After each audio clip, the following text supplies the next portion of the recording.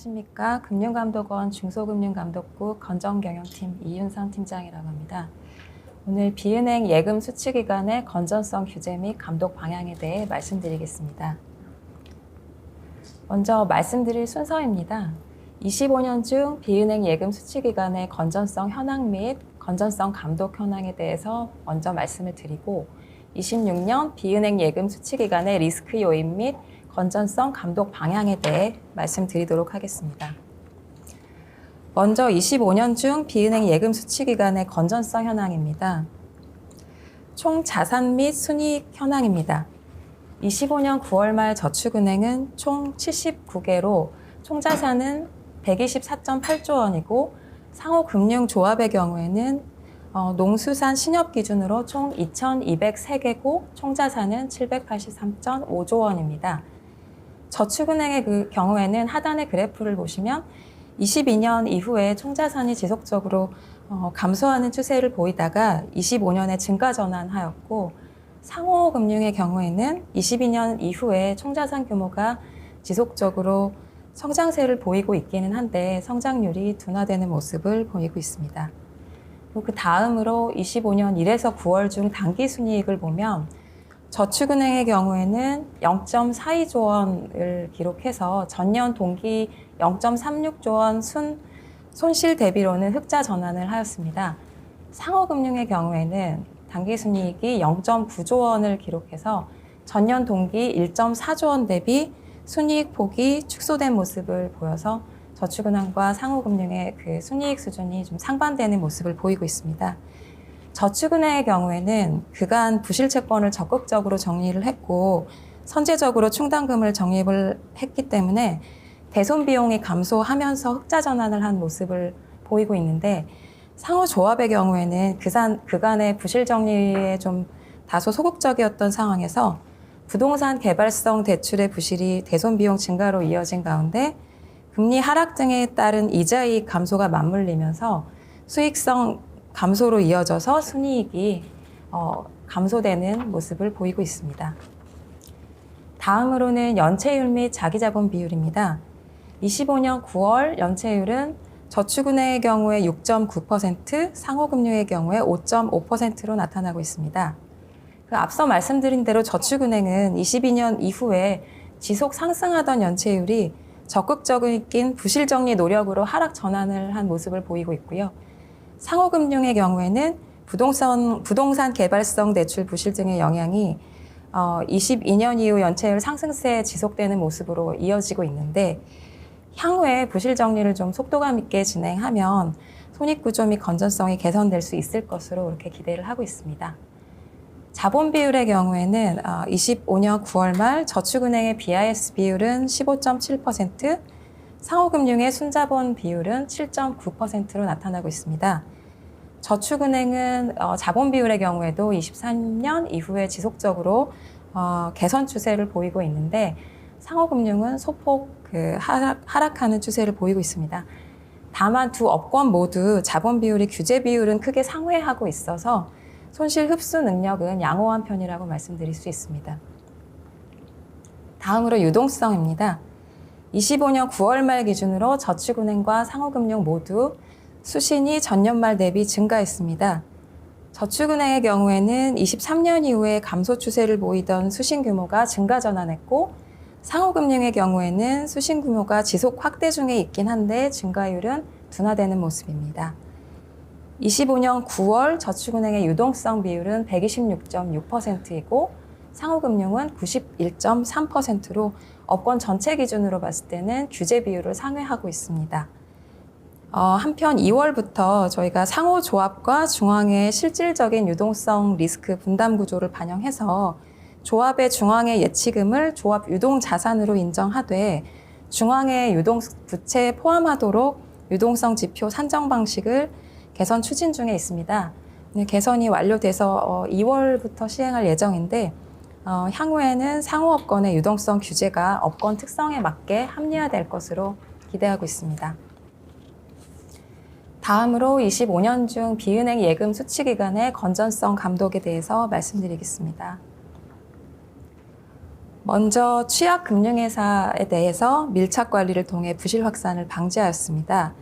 금감원은 저축은행 및 상호업권의 건전성 현황을 밀착 모니터링해서 취약회사를 조기에 포착하고 적극적인 자구 노력 및 신속한 정상화를 유도했고, 예수금 모니터링 시스템 등을 활용해서 유동성 특이 동향을 면밀하게 점검하였습니다. 두 번째로는 PF나 대체 투자 같은 고위험 부문에 대한 관리 감독 강화입니다. 부실 PF 사업장에 대해서는 재구조화와 정리 현황을 점검하고 정보 공개 플랫폼 및 PF 정상화 펀드 등을 통해서 부실 정리를 유도하였습니다.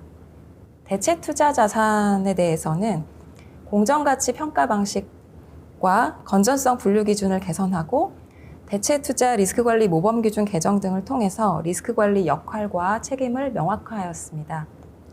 다음으로 거액 상호금융 공동대출에 대해서는 중앙회의 책임을 확대하고 부동산 개발 대출이나 미분양 담보 대출과 같은 고위험군 대출에 대해서 취급 중앙회 사전 검토를 의무화하는 방식으로 취급 요건을 강화하였습니다. 다음으로는 잠재 리스크에 대한 선제적 감독을 실시하였는데요. 먼저 예보 한도 상향으로 인한 자금 이동 등 리스크 요인을 사전에 분석해서 대응 체계를 마련하였고, 한도 상향 이후의 수신 동향 등을 밀착 점검하였습니다. 또한 상호금융권 손실 흡수 능력 강화를 위해서 부동산 건설업 대출에 대해서 충당금 요적립률을 상향하였습니다. 그리고 중소금융업권의 스트레스 DSR 3단계를 도입을 하였고, 가계대출 풍선 효과에 대비해서 관리 강화 방안을 마련하고 동향을 면밀히 점검하였습니다. 마지막으로는 중소금융 본연의 역할을 위한 제도 개선을 추진하였습니다. 저축은행에 대해서는 지역 서민금융기관으로서의 역할을 제고하기 위해서 지역 서민금융공급 확대, 영업 역량 및 기반 확충, 시장 안정 및 건전성 관리 지원 등 3개 분야 13개 제도 개선 사항을 마련해서 3월에 발표한 바 있고요. 상호금융에 대해서는 공동유대에 기반한 업권 본연의 역할을 제고하기 위해서 중앙의 리스크 관리 역량 제고, 조합 건전성 관리 강화, 여신 포트폴리오 개선 유도, 조합 지배구조 및 내부 통제 개선 등 4개 분야의 14개 제도 개선 사항을 12월에 발표드린 바 있습니다. 다음으로는 비은행 예금 수취 기간의 리스크 요인에 대해 말씀드리겠습니다. 먼저 주요국의 확장 재정이나 글로벌 AI 투자 확대 기조가 지속되는 모습을 보이고 있는데, 미국 관세 영향 본격화 등으로 인해서 세계 경제 성장 및 교역 둔화가 예상되는 등 대외 불확실성이 상당하게 높게 나타나고 있습니다. 대내적으로는 내수 회복 흐름이나 반도체 수출 호조에도 불구하고 잠재 성장률 하락이라던가 취약 부분의 성장 정체로 인한 부문 간 양극화 구조가 상존하고 있고, 외환 시장 및 부동산 시장의 잠재 리스크에 대한 관리도 필요한 상황입니다. 또한 중소금융업권의 부실 요인 중 하나라고 할 수 있는 부동산 PF 정상화가 지연될 우려가 있습니다. 수도권 주택시장 회복세에도 불구하고 비수도권 미분양 주택수는 유지되고 있는 모습을 보이고 있어서 지방 부동산 경기 회복이 지연될 경우에는 PF 대출 리스크가 지속될 우려가 있습니다. 아울러 중소금융업권의 주요 차주 중에 하나인 건설업 부진이 지속될 걸로 예상되고 있어서 특히 지방건설업 및 부동산 시장 회복 지연이 금융회사의 건전성 부담으로 작용할 우려가 있습니다.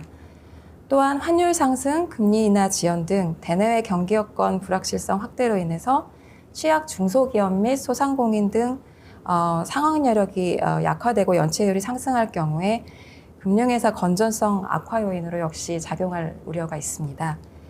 한편 해외 상업용 부동산 시장의 경우에는 저점에서 반등해서 회복 양상을 보이고 있긴 한데요. 오피스 부분은 공실 부담이나 가격 조정 위험이 지속되고 있어서 해외 대체 투자 관련한 위험이 여전히 상존하고 있다고 말씀드릴 수 있겠습니다. 다음으로는 26년 비은행 예금 수취 기간에 대한 건전성 감독 방향에 대해서 말씀드리겠습니다. 26년에는 신속한 자녀 부실 정리, 리스크 확대 부분에 대한 집중 관리 감독을 통해서 금융 시스템 안정 및 시장 신뢰를 제고하는 한편 중소금융업권이 위기를 반복하지 않고 중장기적으로 건전하게 발전할 수 있도록 규제 체계 개선을 지속 추진하겠습니다. 먼저 신속한 부실 정리 등 건전성 관리를 지속 추진할 계획입니다. 부실 PF 정리 및 재구조 계획의 이행 현황을 지속 점검하고 사업장별 관리를 강화해서 신속한 잔여 부실 정리를 유도하겠고, 경영 개선 노력을 진행 중인 금융회사들이 있는데 이들 회사에 대해서는 정상화계획 이행 여부 등을 면밀히 점검을 하고 그에 맞는 후속 관리를 실시하도록 하겠습니다. 또한 상호금융 조합별로 연체율 현황을 상시 모니터링하고 유사시에는 기 마련되어 있는 특별 관리 체계에 따라서 밀착 관리함으로써 위기가 확산되는 것을 차단하도록 하겠습니다. 두 번째로는 시장 상황 변동 확대에 대비한 유동성 관리를 강화하겠다는 내용입니다. 저축은행의 예수금 인출 대응 능력을 파악하기 위해서 현행 예수금 모니터링 시스템을 고도화하고 상호금융권까지 예수금 모니터링 시스템을 확장해서 개편할 계획입니다. 또한 마지막으로 업권 상황을 반영한 규제 체계를 구축할 예정인데요. 저축은행의 건전성 관리 역량에 따라서 규제를 차등화해서 스스로 신속하게 부실을 정리할 수 있도록 유인을 제공할 계획이고, 부동산 건설업 대출에 대한 규제 부담을 높여서 지역 서민에 대한 자금 공급 유인을 마련하도록 하겠습니다. 또한 상호금융 중앙회의 역할이 중요한데 리스크 관리 역량, 손실 흡수 능력, 조합 감독 기능 등을 강화해서 중앙회 중심의 위험 관리 체계를 정립하도록 하겠습니다. 이상으로 26년 비은행 예금 수취기관 건전성 감독 방향에 대한 발표를 마치고자 합니다. 경청해 주셔서 감사합니다.